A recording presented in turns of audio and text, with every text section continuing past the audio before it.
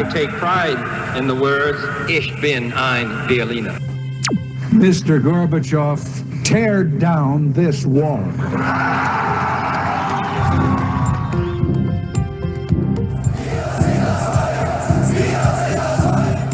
Mein Ziel bleibt die Einheit unserer Nation.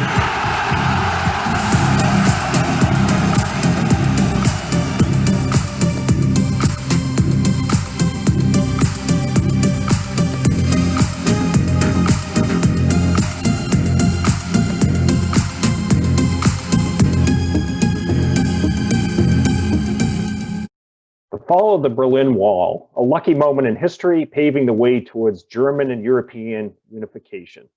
Conversation with witnesses. Today's webinar is sponsored by the Ruth K. Shepard and Shepard Broad Distinguished Lecture Series.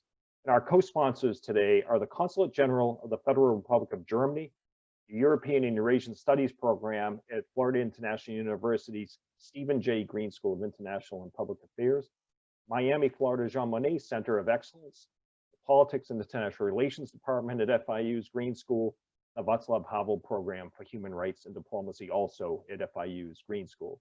I'm David Kramer. I'm a senior fellow at the Green School at FIU, and I'll serve as today's moderator. Along with the landing on the moon, the collapse of the Soviet Union, the fall of the Berlin Wall on November 9th, 1989 is one of those iconic, unforgettable memories. For many people, it was the best day of their lives. The day they regained their freedom through a peaceful revolution. 31 years later, we'll discuss why it is still worth remembering this historical development, which opened the door towards German unification less than a year later. How different is Germany today from that of 31 years ago? Joining us is a terrific panel with each person having his or her own experiences to share with us. Andreas Siegel is Consul General of the Federal Republic of Germany here in Miami. Una Aguilar is a dual citizen of the US based here in Miami. Suzanne Swingle is an associate professor in the Department of Politics and International Relations, the Stephen J. Green School of International and Public Affairs at FIU. And last but not least is Stefan Schurer, who is a professor in the Department of Molecular and Cellular Pharmacology in the Miller School of Medicine at the University of Miami. And so with that, if I can, let me turn to Consul General Siegel and ask him to kick us off in our panel discussion today. Well, thank you very much, David. The fall of the Berlin Wall on 9th of November 1989 was one of the most significant events of the 20th century. And it reminds us of also German-American friendship and the whole issues that were related to all this. Now I'm very grateful to FIU and the Jean Monnet Center to have this opportunity to have a wonderful panel here of witnesses who have sort of personal biographies from different angles. We have two who have grown up in the East and two who've grown up in the West. Now, as far as I'm concerned myself, I grew up in West Berlin, but only about half a mile from the wall. So I could see the wall from my kitchen window. And so it's understandable that it had an enormous impact on my personal life. Not only that, of course, our family was cut off from the surroundings of Berlin, but Berlin being sufficiently big to not, that was not so bothering at the time. But it also meant for me that I was exposed to numerous influences and perspectives on life. I watched not only West German television, but I watched also East German television.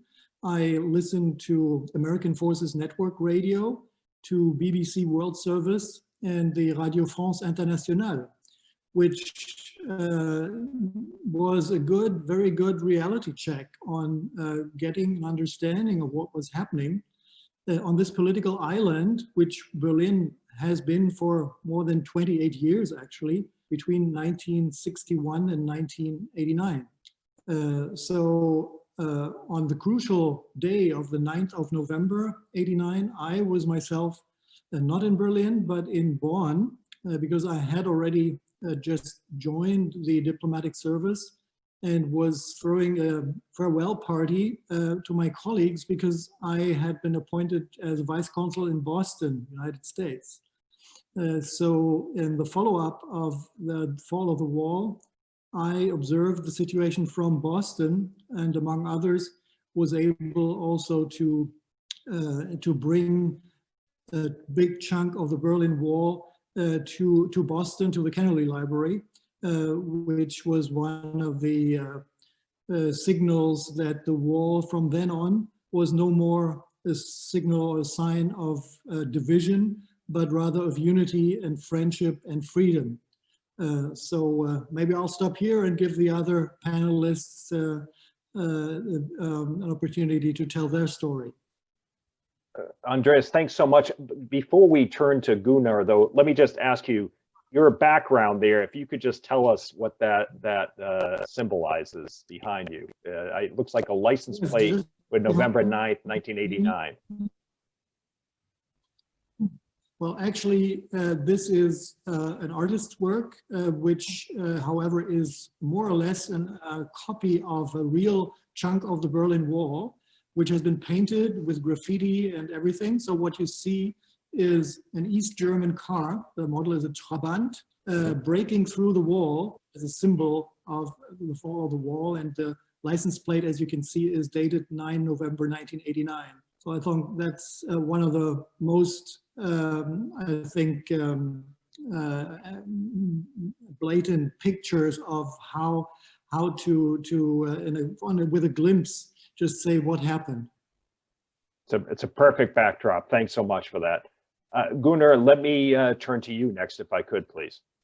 Yes, thank you very much, David, for the beautiful introduction, and also to the German consulate, as well as to FIU and everyone who was involved in making this possible. The 9th of November, to me personally, was a regular day like any other day. I was in the kitchen of my grandmother's apartment. But to put those things in context, because if you connect the dots of the past, they're all interconnected with each other. So in a nutshell, prior to the 9th of November, I just came back from a demonstration that happened in Berlin on the 4th of November, which I believe it was a Saturday. And we met at the Karl-Liebknecht-Straße and walked all the way to the Alexanderplatz, which is the major square. And there were, I don't know the exact numbers, but between 800,000 and 1 million people were present during that demonstration. And people from all walks of life spoke. Many interesting people had something to say. But prior to that 4th of November, there were many demonstrations going on, not in Berlin. I lived in Halle and in Leipzig, where my brother lives. And so prior to that event, I used to go regularly, starting from my birthday in September, I would go to those Monday demonstrations in Saxony. And a good friend of mine at that time had already left Germany through Hungary. My older cousin, she was very active already in the 80s. She already also had left and swam literally through the Danube. So within our own families, there was a lot of things going on. And I do remember that I got this surprise phone call on my birthday at my grandmother's house from a friend of mine who finally told me where he was, because he just disappeared. And he somehow managed to meet with his family in Wedding in West Berlin. And we just exchanged information, contact information, as if we were going to meet again. And we were just joking. Don't worry about it. New Year's Eve, we're going to be celebrating together in the Kudamm. Just very naive thinking of what could happen. So just that you have this in the context. So suddenly I'm sitting and watching the press conference, which everyone saw, which was nothing unusual on that day. Press conference where Günter Schabowski basically explains that there are new travel regulations going on, meaning that the GDR citizens don't have to leave through a third country. They can do all the travel arrangements and paperwork within the GDR once certain procedures are approved. But I wasn't clear of what it meant. And at that moment, remember, this is 1989, there was no internet, there was no social media, there was no TiVo or tape recorder, everything was live, like this recording. And so I didn't know what to do. Should I call someone over the phone, ask him, is it what I heard? So I decided to wait until the 7:30 GDR news, which was Aktuelle Kamera. And in there, they were showing other topics that were also relevant what was going on, especially in the cities of Halle and Leipzig and so forth. And then one of the third topics was those travel regulations. And they also wasn't very clear. And so I got even more confused, and I decided to say, well, wait a minute, let's wait till 8 o'clock. So we just switched to the ARD, to Tagesschau, which is the West German TV.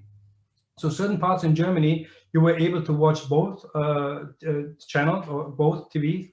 And so I listened to the Tagesschau, and the very first thing that I see are three words. I see DDR öffnet Grenzen, which means the GDR opens the borders. Its borders. That moment, I instinctively just kissed my grandmother, who was, I have to say, I have to give her credit for many things she did in my life. She supported all the crazy things that I did. And you have to know that she herself, she was in the resistance during the Second World War. She studied at Strasbourg. She studied in Sorbonne, where she made her doctorate in this 100 years before. So she had lived through a whole life with very interesting and courageous things. And she always told me, Gunnar, you will have to look yourself into the eyes, and you will have to look in the mirror and see if there are certain actions that you can stand for, or inactions that you didn't do, because you will have to go through that life cycle once you get older and you become a passive member of society. And you will have to live with this. So with that in mind, I basically just get out of the house, get on the tram number 4, the next tram station, and I remember the number 4. I get in, and as I'm sitting on the train and the tram, I'm debating, should I stop at the marketplace and just run to the train station right away, or just make the big loop? But I couldn't sit any still, so I decided to make a stop at the market, at the main market, and just run all the way to the Leipziger Straße and get the evening train, which I did. And as I'm going up the platform, there were a lot of people already going into the train. And in those days, if you didn't make time to get a ticket, you just look for the conductor and just ask him, and he will give you a certain rate. But what happens at the conductor, he said, don't worry about it. My shift is over. And that conductor was also going to Berlin. It was surreal. Everybody was there, and I saw some people that were like dressed as if they just came out of bed. And so to make a long story short, I made it to Weißensee. I make my way to Bornholmer Straße. Back then was called Bösebrücke. And there was already some movement going on. I don't know exactly when they started to let the first people in, but by the time I came, there was a big crowd. But I have to say, when you see those pictures, those images where people hug each other and they kiss each other and they're so euphoric, at that moment, I don't think that anybody believed or felt that way. It was a tension, because remember, in the summer, you had the Tiananmen Square, which was a demonstration that was happening almost every year in China, but that year was very crucial to everybody's mind, especially when I used to go to the Monnet demonstrations in Leipzig, which something could happen. So at that moment, everyone was nervous. It was a very cold November night. Luckily, everybody kept his cool. We saw also that on the other side, the borders, the border patrol, they were nervous as well. And I found out many years later that there were troops all over Germany, or East Germany. They were prepared with ammunition and ready to go if they got the order, but the order never came. And then I hear the chanting of "Wir kommen zurück," which means we're coming back. And suddenly something happened in the front. I guess a gate opened, a sluice opened, and there's movement coming in. And it's hard to describe. Even 30 years after, it's unbelievable. 30 years have passed by. I have 3 kids by now, and I've lived in many places so far. But this day is like as it happened yesterday. And as I'm going over that bridge, which at that time was called Bösebrücke, Bornholmer Straße, I remember that tune that my grandmother used to play over and over again, because as I said, she grew up in France, and she was like Beethoven, a very big fan of the French Revolution. and those ideals at least. And so I in my head, I was listening to Odor of Joy over and over again. Even today, when I listen to that tune, my body starts to shake because all kind of hormones are going up and down. So it's hard to describe with words. I think music describes it best, because when you get touched by this, it's very emotional.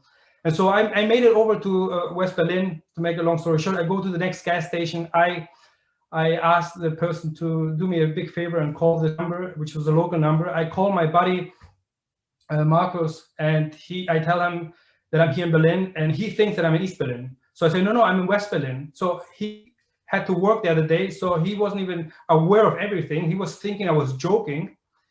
The next thing is he picks me up from the gas station with his motorcycle, and this was an incredible night. It's hard to describe what happened and afterwards. So to me, it's a wonderful thing that happened, and I was there. And however, I have to say that a lot of mixed emotions that we all had to cope, especially me coming from East Germany at that time. But the rest is history. Now I'm here. Werner, thank you so much for sharing that with us. I appreciate it very much. Suzanne, if I can, let me turn to you next to offer your views. Thanks. And thank you so much for having me. Gunnar, that was really emotional. It was very, even for me now, also emotional to hear. I'm one of the panelists here who is actually coming from the western part of Germany. So my experience of that day was very different, but also very memorable. Not as exciting though. But it's interesting because when I saw the title of the panel, which says like, this was a lucky day in history, I thought like, when I think back to that day, that would not be the adjective I would give it. For me, it was more something like, it was an absolutely incredible thing to happen. It was inconceivable for me that something like that could happen, right? So I was born in West Germany after the wall had been built. So I grew up in the 1970s. I was a kid. In the 1980s, I was a teenager. So in my lifetime until then, that the two Germanies were separated and that there was a wall there, that was just a normalized thing. This was really unshakable, it seemed to be at the time, right? So when I was actually sitting with my mom in front of the TV on that evening, and I saw this, and I could not make sense of it. And it's, in retrospect, maybe feels odd because so many things had happened, right? Perestroika and Glasnost had happened. All the demonstrations were happening in East Germany. People had left East Germany through Czechoslovakia and Hungary and so forth. But nonetheless, for me, this seemed to be, that was just my world, that there were those two Germanys, right? But for my mom, it was very different. So I was sitting up with my mom. My mom was very, very emotional, right? And my mom's life is really sort of a mirror of the German history of the 20th century in a way.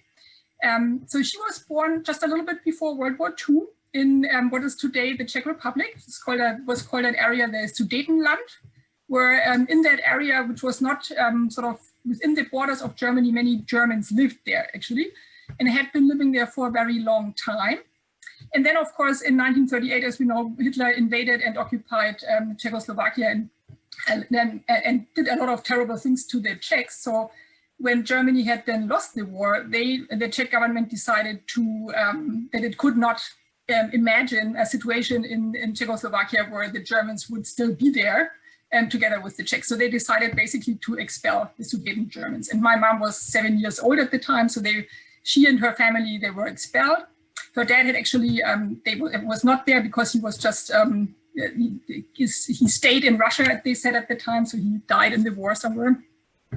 And then they were refugees, right? And they first they wandered around for a long time, experienced very traumatic things, and then settled in East Germany, actually, where my mom lived until the mid-1950s, more or less, and grew up there, right? It was sort of the normal thing. And this was obviously before the wall was built, and she moved over to the West, and where she later met my father also, and just did that. This was doable before the wall was built, right? And found a job and got financially stable. And when she had enough, and she had that situation, she also brought her mom, her own mother and her sister over from the East to the West, but not her brother. Her brother had some personal reasons to stay in the East, right?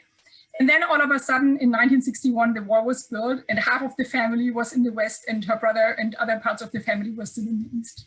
So for her, that was, that was something that really ripped apart the family. And as a matter of fact, her brother later on tried to flee and get over to the West and was caught. And then had to stay in prison for 2 years. And then later on, just kept on living in the East. There was no way out for him, right? So with that background in mind, and when I was a child, actually, we oftentimes also went visit to the East, right? So I had a little bit of an idea. But with that story in mind, for her, that this thing that ripped her family's history apart came down was just really an unbelievable moment, right? So she was very, very emotional. And I was sitting next to her. And for me, like, what was the most normal thing was it seemed to be ending in a way, right? But I mean, I think it's really interesting to contrast that kind of story with Gunnar's and I think also with Stefan's, because I think the wall coming down, that's really such an achievement of the East German people. I thought I was in awe. It was just such an amazing thing to see. And I think it took a little while, I think for the West Germans also, but also, from the East German perspective, to actually think that this would lead to a unified Germany. I mean, there was a time when that was discussed, but many other things were also discussed, right? To reform the socialist state in the East. And I mean, actually, when we visited our family in the East, there were many people there who really believed in socialism and they wanted to improve it and make it better still, even after the wall had come down, right? Of course, as we know, it took less than a year before that was not anymore on the table. But I think we're going to move into this also a little bit later in the discussion, but I think what for me was so unbelievable was actually the time after. I mean, as the video also said, the wall was there for 28 years. Now we have 30 years after that, right? So what has happened in those years? And I can tell you, I mean, from the stories from my family members, I think this was really unbelievable, difficult for them to lose everything that was taken for granted by them and having to make this under so different circumstances. So, and I sometimes I talk to them and just really also, for example, in particular the 1990s, you feel like that must have been such a difficult time. I'm sure for many people it was also full of opportunities, but I know many people who just didn't know how their life would continue. So I'll leave it here for now. Thank you. Suzanne, thank you so much for that. Really appreciate it. And now let me turn to Stefan for his thoughts on this. Stefan, please. Yes, so thank you so much for inviting us to this, remembrance of history, and thanks to the Consulate, of course, and FIU for sponsoring all of this. So it's really kind of amazing stories. I had heard Gunnar's story before, but it's always interesting, right? To hear again the personal experiences. So to me, I grew up in East Berlin, and I just want to point out it's so important to remember history, right? So I remember elementary school when the history teacher asked us, and history, in East Germany was slightly, I would say, ideologically tainted. They asked us, why study history, right? And I guess we learned something, it's important to understand what's going on in the present and in the future, right? So now our personal history, our personal experiences kind of turn out to be history. It's kind of amazing if you think about it. So in 1989, I was in high school, like 11th grade, and I was at the Maß in Science School, Heinrich Hertz Schule in East Berlin. So Heinrich Hertz is the German physicist who proved the existence of electromagnetic waves. And I guess I would say I was kind of lucky to be in that school because it was, science was more important there than some ideology, right? So, and I think what's important to point out, as Gunnar mentioned this a little bit, is all the events that kind of led to this, to the wall coming down and led to all the changes, right? So there were so many people all over the country being in demonstrations and being, some sort of resistance, if you want to call it like that. So my parents, they put us, we were in a Christian kindergarten at Sophienchurch in Berlin. And so our childhood and our youth, we were kind of like, always involved in church. Every week we were going there and learning something. Of course, this is very important balance, right? To if you grow up in a system like that. So we were a little bit exposed, you know, to some of those events and some of the meetings that were going on. And of course, you know, at school, everybody would talk about, you know, they would like to travel, right? And if you think about, right, it's very, very hard to explain to live in a system. It's kind of normal, right? If you don't know anything else, it's normal to live somewhere and you really think what you say, right? So you don't just speak your mind, you know, you think twice. You know that in every class there's somebody, you know, potentially reporting back, you know, what you're saying. And very importantly, perhaps if you think of it in historical context, right, that it's ideology driven. It doesn't kind of matter what the ideologies, but ideology kind of is more important than, you know, life sciences, right? You know, we can remember Lysenko, right? More important than physical sciences. They had some kind of issues with the relativity theory. I don't quite understand why, but there was, I guess, some reason for this. Or more important than sound economics, more important than having a qualified judiciary system. So it's like this, right? And it leads to bad outcomes, right? So I guess I would say pretty lucky, you know, for me certainly, that we didn't have to live through this for much of our lives. And it was just a great time, right? These changes. So at that night, you know, so this was a normal day, like just like, I don't remember actually what I did in the morning or during the day. I guess it was a school day, it was a Thursday. But I remember in the evening, we were already in bed. I don't know what time it was, probably 9, 10, I don't know, maybe 11. And then we heard on the radio that there were a lot of, you know, people at the border, and potentially the border was open. And I remember discussing with my twin brother. So I have a twin brother, and we were discussing, should we go? We decided kind of not to go. We took our studies, I guess, kind of a little bit serious, and then went the next morning to school. And of course, everybody was talking about it, right? And then everybody decided, of course, right after school, everybody went to the West Berlin, of course, right? So there were some, I mean, there were at the time probably just a few areas where you could cross the border, you know, over to West Berlin, because remember there was a wall, right? You cannot just go walk across like you can do now. And you had to show your identification, and they're stamping it and all of this, right? But what I remember most, you know, walking over that I think the West Berlin people were as emotional as the East Berlin people. Just was pretty amazing, right? So everybody was kind of like the same in a way, right? So it was very emotional, very amazing moment. And of course, you know, if you're young, you know, now suddenly everything changes. So you can just travel anywhere you want. You can, you don't have to make compromises, right? So to go to university, you know, you have to do military service. You know, it's a little bit problematic, you know, in an ideologically driven system to be in the military, right? But it's kind of mandatory. So we didn't have to do that. We could do civil service. It was still mandatory at the day, but you could just work in a hospital, right? I think it's probably better use of your time than shooting ammunition. And we did that, of course, and then you could go to university, no problem. And then I took an opportunity to go to UC Berkeley in 1995 with like a fellowship. And yeah, I mean, that led, I guess, to me ultimately moving here in like 2000. And I would just say from my personally, I mean, it just was so lucky, right? This change happened, and suddenly all of those opportunities became actually possible. That, you know, I guess, you know, we here, you know, in the US, in the Western world, find that all completely normal, but it's not really, right? And the other thing I should say, you know, like Andreas mentioned in the beginning, it's also important to remember the despite, you know, some, you know, perhaps criticisms, right? And whatever everybody's feelings may be, that there is a deep kind of connection between Germany and the US. You know, Germany would not exist as it is without the US, clearly, right?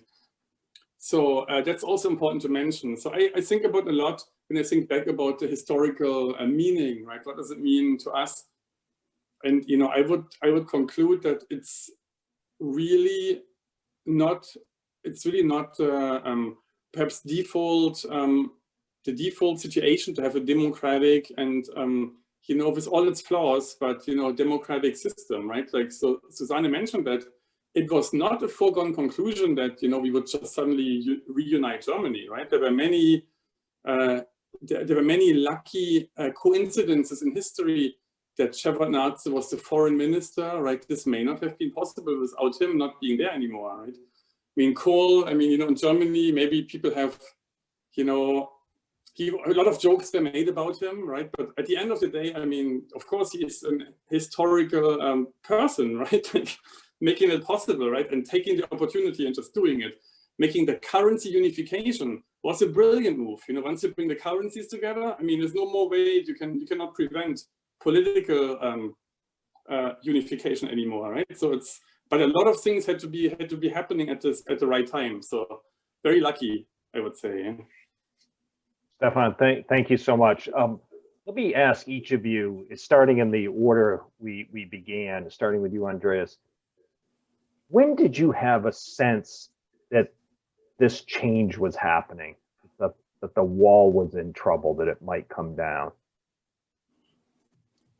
Well, I think I was among most of the people who did not think that this was possible, at least not in the 20th century. So I mean, this consciousness only came after the debates within Germany of how to go forward after the fall of the wall. I mean, one of the two things to remember is that I mean, I would characterize this as a lucky moment in history.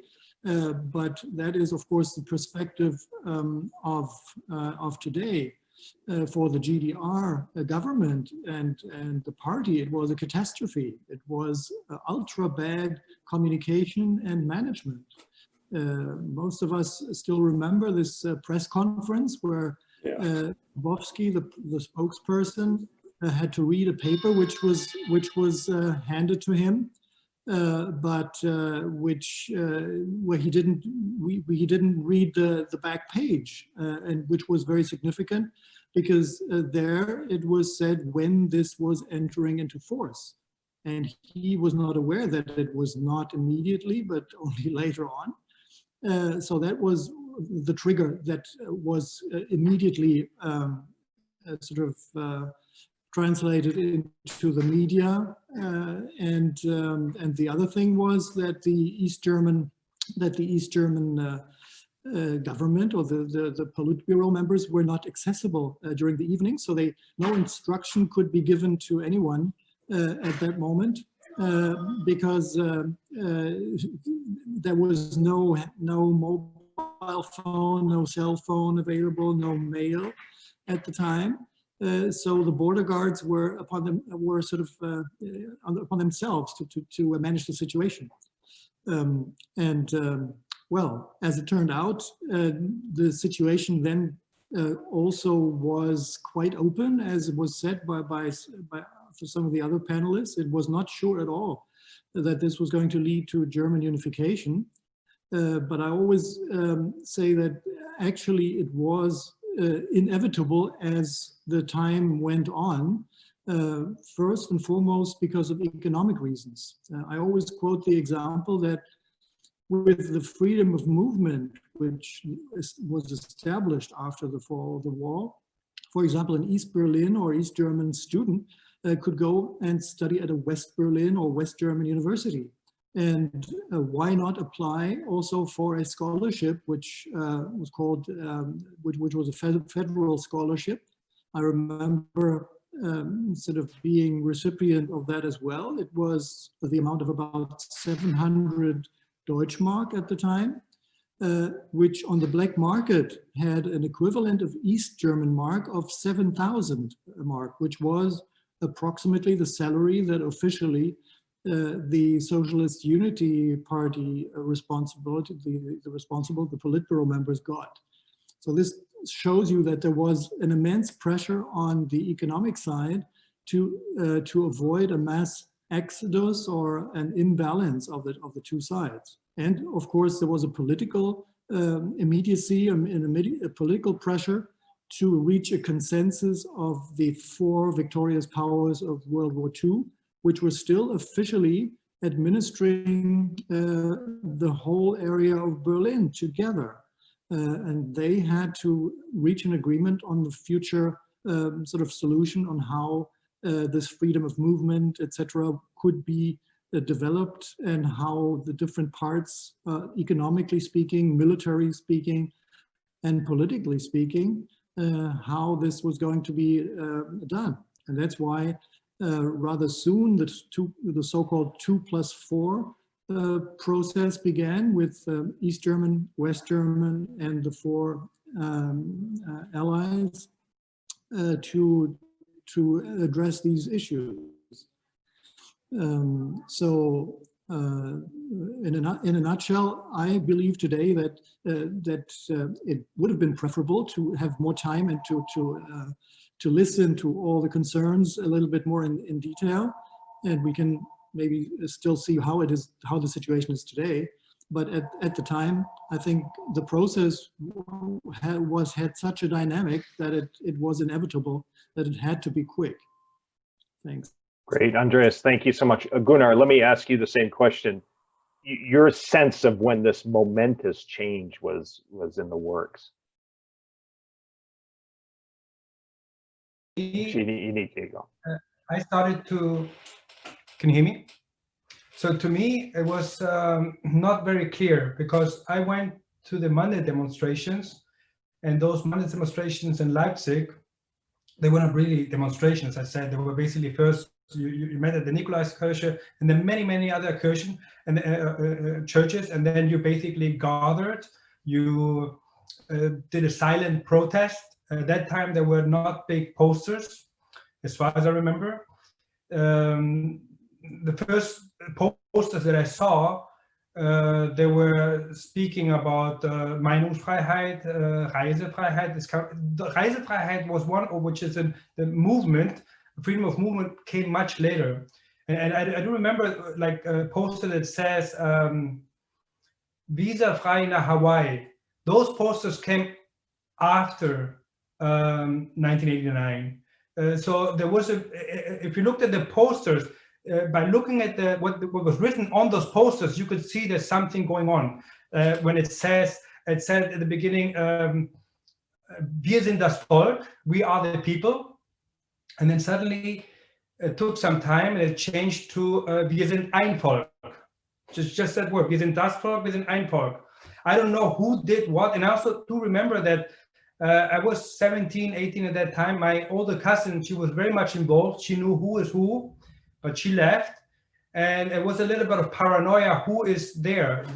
The church, as I say always, it's a joke, but it was true. There was always a Stasi sitting as well. So you never knew who is there. And when they wrote those posters down, we never knew who's writing some posters. I also remember in Leipzig, in the middle of the demonstration, I remember two people that had an English accent. And I asked them, so are you from Leipzig? And they told me, no, they're teaching English at the University of Leipzig, but I never seen it before. So they were just there. So at that time, I saw many people in Leipzig from everywhere. They were not Leipzig or Hallenser that I knew of. They was getting bigger and bigger. And that's when I realized that something is bigger than us. Don't forget one thing, there was also the Leipziger Messe, which was very crucial for the media outside, because the Leipziger Messe brought people from all over the world, and there was the media there. And so that thing became an animal in its own. And even, I would say, even until 1989, on that November 9th, I personally, I was talking about the vendor, and I was kicked out of, I used to be in the junior judo team, and I was still part of the training partner. I was a training partner, but I was kicked out of the cadre because of my openness about this. However, I did not see that it will change so fast, although I was arguing and I was hoping for it. But the first time that I saw this vividly was on that November 4th demonstration, when I see all kind of people, especially from the system, speaking openly about it.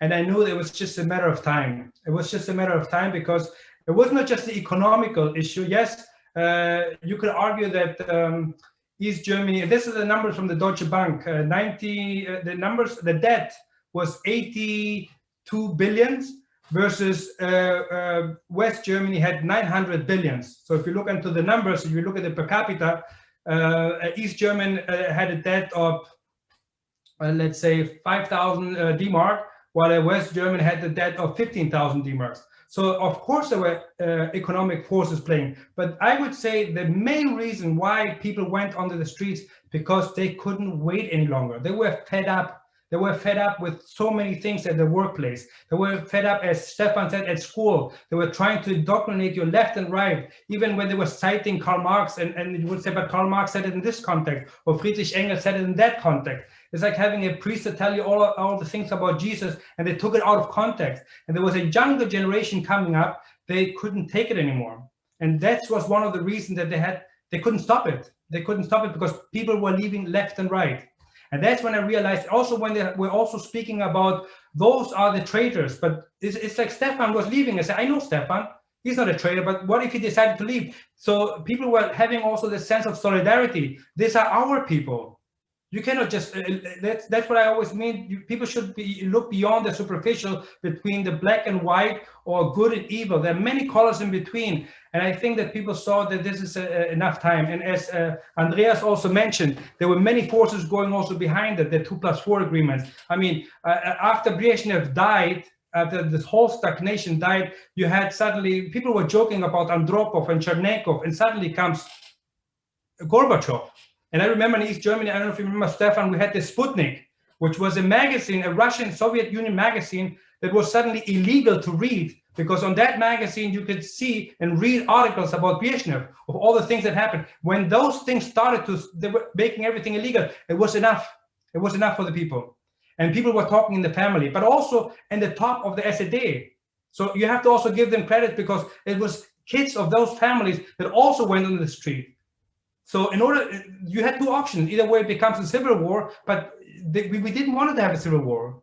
So we wanted to see reconciliation, mitigation, and there was a Neues Forum where also Angela Merkel was there, and she could have left easily East Germany. She was born in Hamburg, but no, she stayed in East Germany. She studied in the Soviet Union, but it was about transformation and making things happen.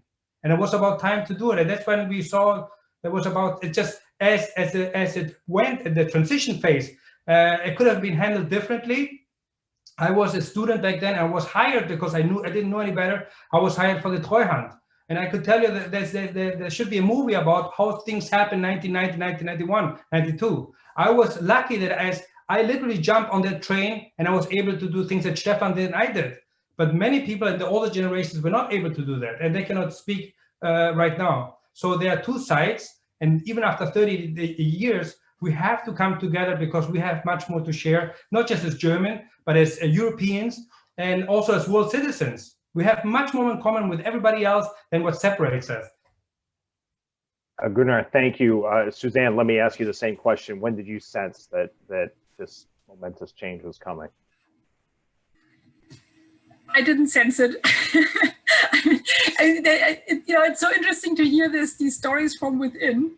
I mean, as I said before, we were sort of not understanding what was going on. And I think Gunnar said it before. I mean, this whole situation there was so much tension in it. On the one hand, there was this enthusiasm and this civil society coming together, finally saying we are not allowing this anymore to be done to us, right? So there was all this positive energy. And then on the other hand, there were situations like the Tiananmen Square massacre in China, where you feel like, yeah, this could happen in the GDR as well, right? I mean, okay, there's Gorbachev, but let's see how this all plays out. So it was really scary, I thought, right? I mean, you wouldn't know. It also, I think what was interesting from the Western side is, okay, they opened the wall, okay, and then there was a time when you feel like, okay, now we have open borders, but we have two Germanys, we have two states, right?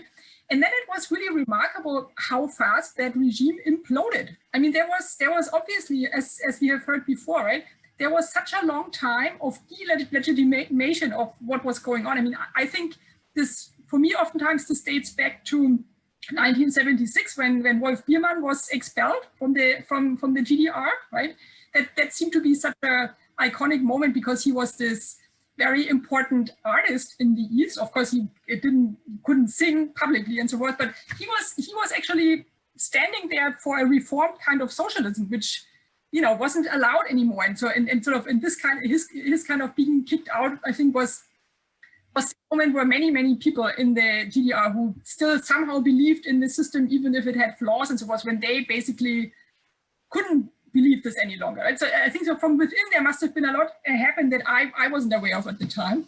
And I really think so this maybe this whole year around this time was just, I mean, every morning, when you hear the news, something new happened that you would not have thought is possible. It was really quite amazing. And I mean, I just also, because the ambassador also talked about this,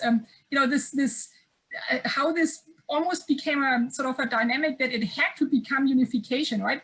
I also remember that well, and nevertheless, I mean, we had a general election going on where the contender of Helmut Kohl, Oscar Lafontaine, actually campaigned saying, we will not unify. We will take a longer, a more step-by-step approach.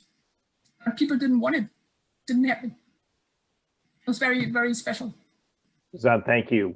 Stefan, let me ask you, when you sensed that this enormous development was about to unfold. Yeah, it's a great question. I think historically you could think, right? You could think, maybe things were leading up to this in some way. It was such a strange time, right? We have to remember lots of people were leaving through embassies in other countries. Right? So you could, for example, travel to Hungary or Poland or Czechoslovakia in the days, and planes were flying to Budapest and they're coming back basically empty, right? I remember we were driving back on a train from Warsaw, and then a friend of mine, the conductor at the border control, he was telling the guy, "Oh, are we not getting a medal?" Right? And because we were coming back, right?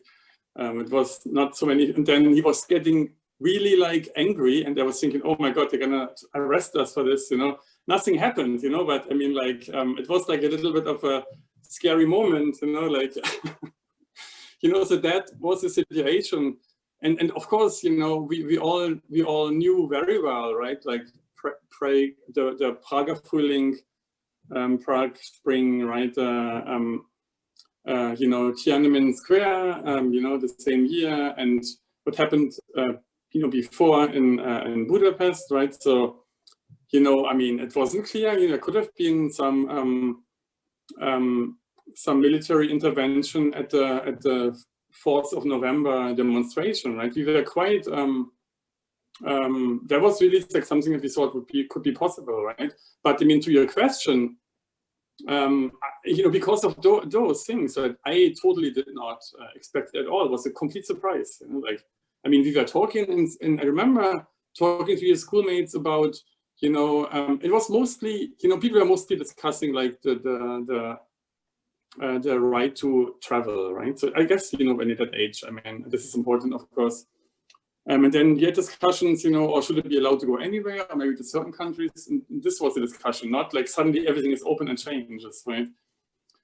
So very, very big surprise. Historically, perhaps it may look different, but I think to us, at least to me, was very surprising and amazing, right? So at the same time, and then I can only second, the even with that, it was not clear, how things would proceed, right? How it would go on, right? And well, I mean, for me it was lucky. I mean, we should also remember that there are many people there.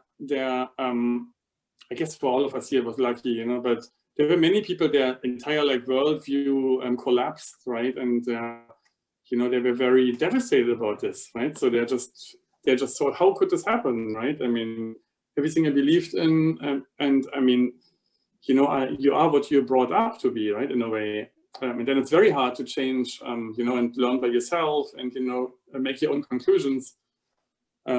It's easy to say, when you have a PhD, right? And this is what you learned, what you're trained to do, right? But it's not necessarily the case for everybody, right?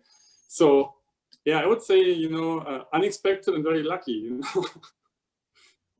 Sure, and you know, let me also, one of the reasons I asked that question is, as we look around the world, you see in a number of countries, citizens going out in the streets demanding better from their government or a change in government, from Belarus to Hong Kong and other places. And the sentiment that may exist is these regimes seem stable until suddenly they're not. And we never quite know what the tipping point is. So that's why it's so important to continue this struggle, which leads me to the last question I'll ask, because unfortunately this time has gone very quickly and it's been a fascinating discussion. But let me quickly ask each of you, there were scores of people who lost their lives trying to get over or through the wall. I was looking at the Berlin Wall Memorial. It says at least 140 people.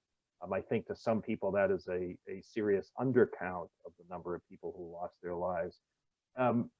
Talk about maybe Andreas and Suzanne from the West German perspective, the importance of a free West Germany as a magnet for East German, and then Gunnar and Stefan, the opposite side from the East German perspective, how important that was to want to be part of that free world, if you would. Andreas, maybe if we can start with you.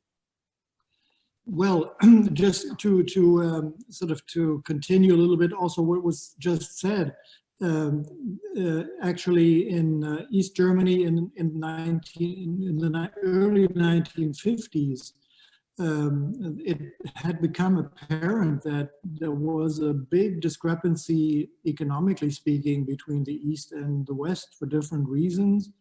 In the West, we had the Marshall Plan, and in the East, we had reparation payments and transport of basic goods were heading towards the Soviet Union. But so the West had a big sort of economic advantage, and many hundreds of thousands of East Germans went through the loophole of Berlin at that time to go to the West and live a new life there. And that was one of the main reasons why finally the wall was built. Well, the attractiveness of the West, first of all, it was definitely economic and consumer goods. Lots of consumer goods were very difficult to get in East Germany at the time, like fruit, exotic fruit, for example, were really a dire good to have. But also simply remembering the hardship also of West Berlin in the 1940s, when all this the sea and land and rail connections were cut off from the rest of the world, so that the West Berliners had to be sort of given an unprecedented airlift by the US and other allies to keep the population simply alive. And that was an action that lasted for about 8-9 months until the Soviet Union finally gave up. The demonstrations in the 1950s, which were crushed by tanks on the 17th of June 1953, of Prague in 1968, and was said in Tiananmen Square. All this is sort of adding to the significance and to the enormous emotion that is involved in the peaceful revolution that took place in East Germany in 1989. Suzanne? Yeah, I mean, I think it's definitely those two elements, the economic accessibility, but I think maybe more importantly, I think it was this yearning for freedom and for not being under surveillance and oversight all the time. That's. I mean, I was a child in the 70s and 80s, but did have contact with family members in the East, and that seemed to me, those two things were the most important things. And personally, I think probably the second one was more relevant in a way. You know that after the fall of the wall, Helmut Kohl promised the blühende Landschaften I don't know if someone can help me translate this. This did not necessarily right away happen in the East, you know, the economic development there and so forth. So that was probably a little bit of a disappointment for many people, because they also, you know, lost a lot of things that were normal in the GDR, like job security and access to healthcare, access to childcare, right, and those kind of things. But I think what was really, for me personally, what was in observing this process, what was the most important, the rotten core, if I may say, of the East, was the Stasi system, the surveillance system, and this unbelievable force to not be able to speak your mind and having to conform with the party line. I think that was gone.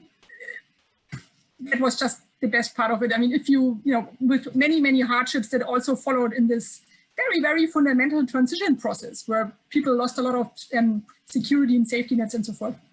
I think that was important. And I mean, I said West Germany, I have to say, you know, West Germany has, certainly when you look at the 1950s and the 60s, has an authoritarian streak there, has some continuity of the Nazi regime. It really does, right? But I think there was also, in later decades, there was a lot of engagement in society to work through that and actually really move towards a deeper level of democratization. And I think that's maybe what we had to offer at the time. Thank you. Gunnar and Stefan, let me turn to both of you to wrap us up here before turning to Andreas for closing thoughts. What was it that drove you and your fellow East German compatriots to want change? Stefan, should I go first or you? Go ahead, Gunnar. Yeah. Go ahead. You first, and then Stefan. Alphabetical order. In the alphabetical order. Well,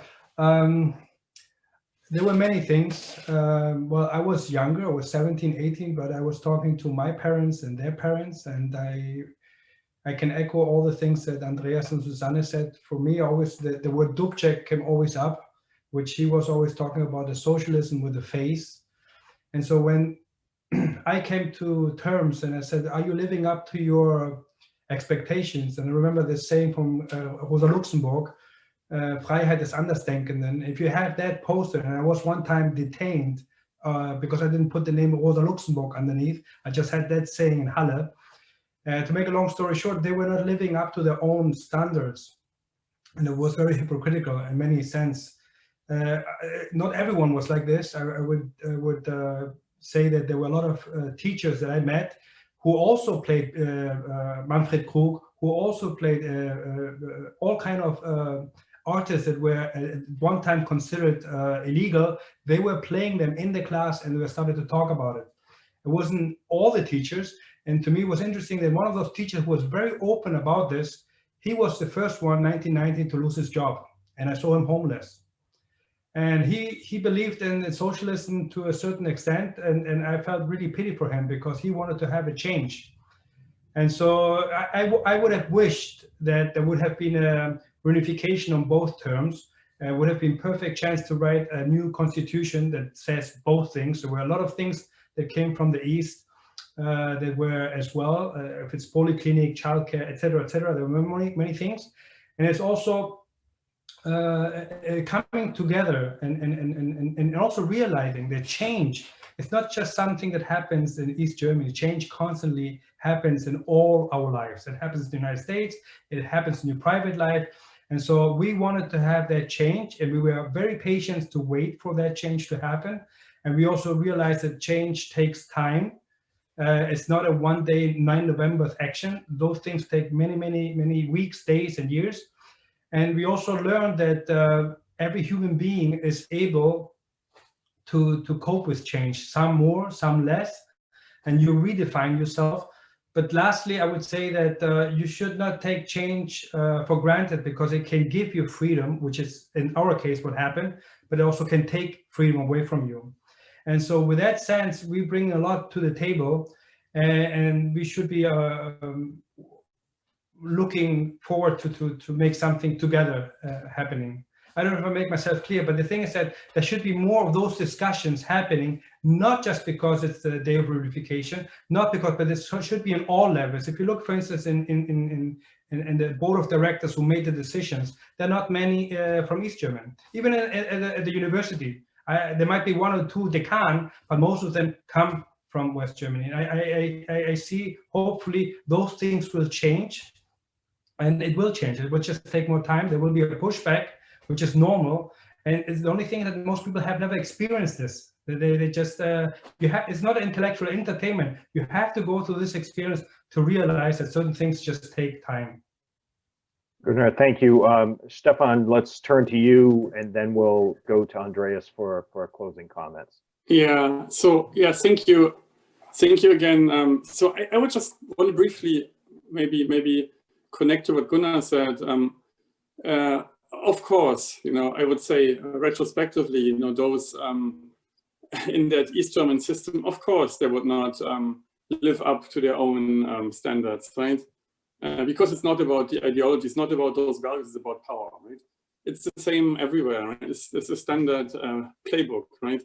That's why they don't like experts of any kind, even those who are experts in their own ideology, right? So I would just say, whenever real experts are demonized, one should be very alarmed, whatever the context, right? So, but what was the driving force? I think a lot about it was, of course, the economic difference. So I didn't mention this, but it's I think this was probably the primary reason for many people to leave, right? It was maybe not the primary reason, but it was a big reason, right? So of course, it's very tempting, right? It's very, if you look on the other side, right? And of course, you could watch West German TV, right? It's completely different. And now in Berlin, I didn't realize it at the time, but we were still a little bit privileged. Berlin was often like, show and tell city, right? So people elsewhere in East Germany didn't like Berlin people so much because of that. We didn't know this, of course, right? And we didn't starve, right? I mean, we had, we didn't, have like, I don't know, 50 different cereals, but that's maybe not necessary, right? To be happy. So this wasn't so much of a problem, but of course, there are lots of things maybe that, when one is young, you desire, right, and they're hard to get, right? You had, for example, you waited 20 years like for a car or something, you literally had to apply for one, and then you're getting it in 15 years. I mean, this is no joke, I'm not making this up, this is really true. This is very hard to imagine. and the steering wheel is extra. And the steering wheel is extra. Anyway, so not that this is the most important thing, right, in the world, but it is, it is an important contributor, right? And of course, we are extremely, I mean, again, this is my perspective, right? Extremely lucky that there was such a rich West Germany that could kind of like absorb us in a way, right? I mean, whether that's all positive or not all, it's interesting that subsequently, first, a lot of the East German brands disappeared and then they came all back, or many of them came back. It's actually quite interesting, that this happened, right? So, I mean, so a lot of things are left, and, of course, the younger kids, they don't know the history, but a lot of this is still like living on in a way, right? But we were extremely lucky. You can just compare East Germany to any other country in Eastern Europe, right? And how they are off and how Germany is off, right? So that says it all, really. And again, then, of course, West Germany was like Andreas mentioned, it was, of course, because the United States were very smart at the time, right? I mean, it was an extremely smart decision, right? To just say, basically give Germany a lot of money rather than, trying to get money out. I think probably the US gained a lot of it back, much more than they had gotten some more reparations, probably, right? So we should not forget that either, right? So long-term, I guess, thinking is important. So yeah, I think that's what I can say, it was, a lot of it, again, was a lot of things were coming together, including economic power, right? And a really free system, right? I mean, it's nice to remember, right? The German Grundgesetz constitution says that someone's freedom goes as far as it doesn't, inhibit or restrict the freedom of somebody else, right? And this is a great way of saying it, right? Like what Gunnar just said from Rosa Luxemburg, right? The freedom of somebody who thinks different, right? So this is not a socialist or communist idea, right? This is just a very powerful idea, right? Yes, I agree. Stefan, thank you. And this too, I think, is each country, of course, is unique, but for anyone in Ukraine or Moldova, Georgia listening to this, succeeding politically, of course, with freedom, but also economically, and making sure that your societies have a prosperous opportunity could be a way to try to resolve some of these conflicts with the Donbass region in Crimea in the case of Ukraine, Transnistria with Moldova, South Ossetia, Abkhazia with Georgia, and the fact that Germany has, in fact, reached the point where it has is certainly a model, even though, as I say, each country is unique. Gunnar Aguilar-Rohrer, Stefan Schura, and Suzanne Swingle, thank you so much for joining us in this panel. And to Germany's Consul General here in Miami, Andreas Siegel, thank you very much for being a strong impetus behind this idea to do this event. My thanks to my colleagues, Christine and Rigo and Andre as well. And Mr. Consul General, I think the last word goes to you. Well, thank you very much. And all of you who've watched this fascinating panel could see that this is still very emotional, and the personal impact of the story, the Berlin story, can still be felt by people who've lived this. And I hope it has triggered the interest of the audience also to look for more. And maybe we could sort of under new circumstances and discuss that a little bit further. But the 9th of November 1989 is also a good opportunity to remind us of the transatlantic partnership and cooperation. And it shows us what we can do together. And that, I think, is also the motto for the future. To build the future together and use this motto, which we like to tell, wunderbar together. Now, to conclude this session, we will see a little video which summarizes what the unified Germany stands for today. Thank you for listening and watching.